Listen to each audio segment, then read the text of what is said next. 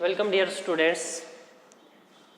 आज का जो हमारा लेक्चर है class 4th subject social science और हिस्ट्री के बारे में हम पढ़ रहे थे।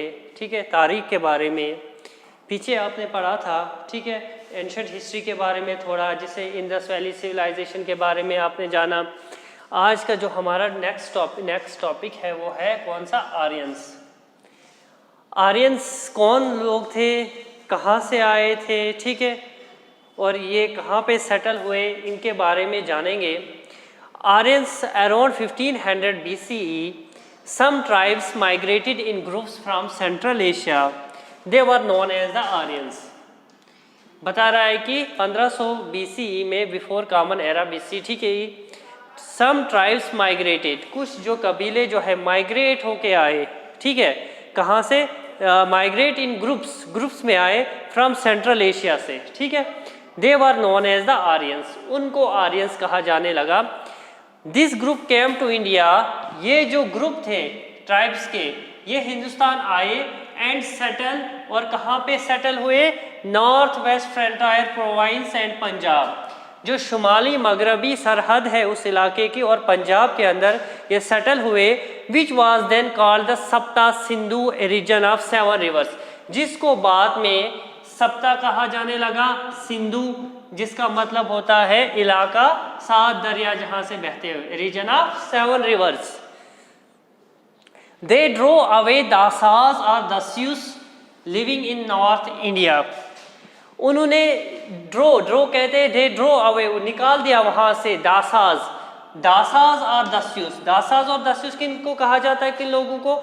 जो आर्यन से पहले वहां पे रह रहे थे, उनको वहां से निकाल दिया।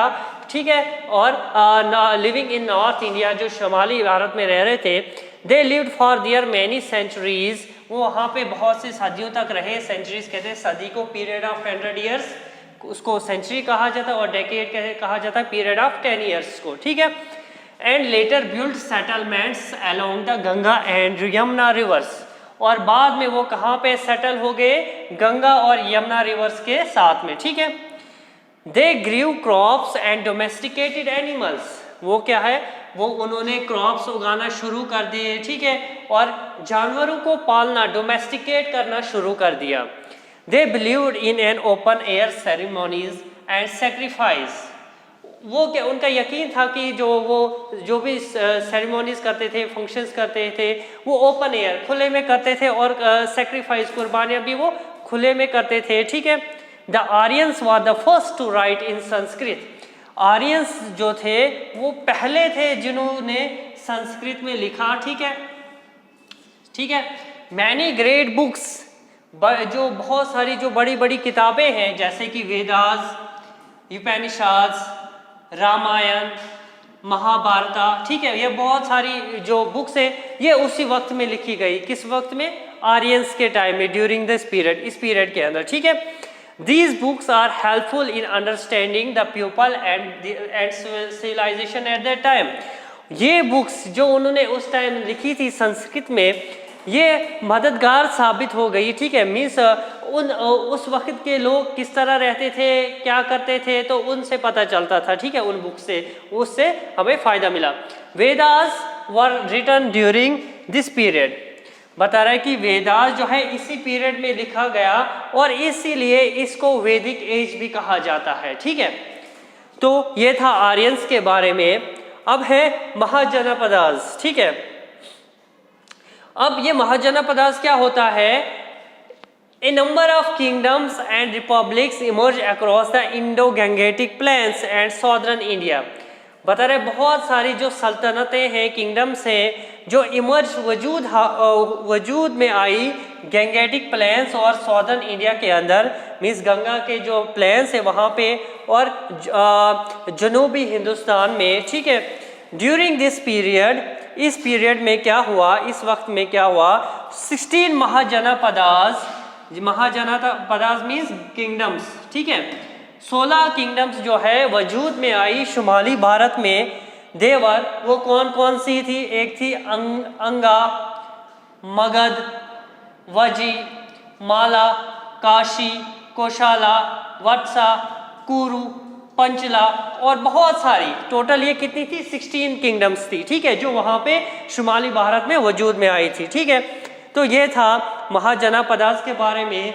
उसके बाद अलेक्जेंडर द ग्रेट, उसके बारे में थोड़ा पढ़ेंगे। ये सारा हम एंशिएंट पीरियड पढ़ रहे हैं, ठीक है।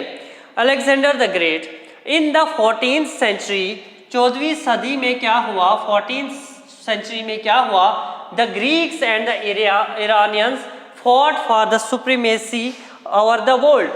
जो ग्रीक्स थे, यूनान के जो लोग थे, और ईरान के जो लोग थे, इरानियंस, फॉट, वो लड़ रहे थे किसके लिए, ताकि वो अपनी सल्तनत पूरी जो है दुनिया में फैला सके, ठीक है, कंट्रोल कर सके पूरी दुनिया को।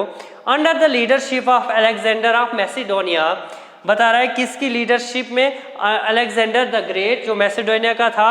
The Greeks finally destroyed the Iranians, जो ग्रीक्स थे उनकी मदद से फिर, और अंडर द लीडरशिप ऑफ किसकी, अलेक्जेंडर की, ठीक है, ही डिस्ट्रॉयड द इरानियंस, उन्होंने इरानियंस को डिस्ट्रॉय कर दिया, मीन्स उनको हरा दिया। ही कंक्योर्ड द काबुल वैली, बाद में उन्होंने किस पे फतह हासिल की, काबुल पे, काबुल की वादी पर, and the hilly areas of north west frontier, और जो पहाड़ी इलाके थे शुमाली मगरबी सरहद के, एंड रीच्ड ओहिन नियर अटॉक, और कहाँ पे पहुँचे, ओहिन के पास पहुँचे इन 326 BCE में। उसके बाद अलेक्जेंडर जो है, Alexander defeated king Porus of Punjab, इसने पोरस ऑफ पंजाब, जो किंग था पोरस पंजाब का, उसको हरा दिया, but was impressed with his bravery, मगर ये मुतासिर हो गया उसकी बहादुरी से। उसके बाद Alexander had to go back as the soldiers were tired of fighting, Alexander और जो उसके सोल्जर्स थे वो वापस चले गए, वो बहुत ही थके हुए थे जो उन्होंने जंगें लड़ी थी, ठीक है। He died on his way home at Babylon in 323 BCA।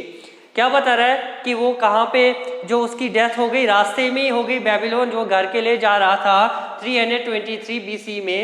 He was only 33 years old when he died। Alexander जो है सिर्फ 33 साल का था जब उसकी मौत हुई, ठीक है। तो ये था महाजनापदास के बारे में, अलेक्जेंडर और आर्यंस के बारे में। नेक्स्ट टॉपिक में जो है हम अगला चंद्रगुप्त मौर्य के बारे में पढ़ेंगे, फिर अशोका द ग्रेट के बारे में जानेंगे। तब तक के लिए बाय।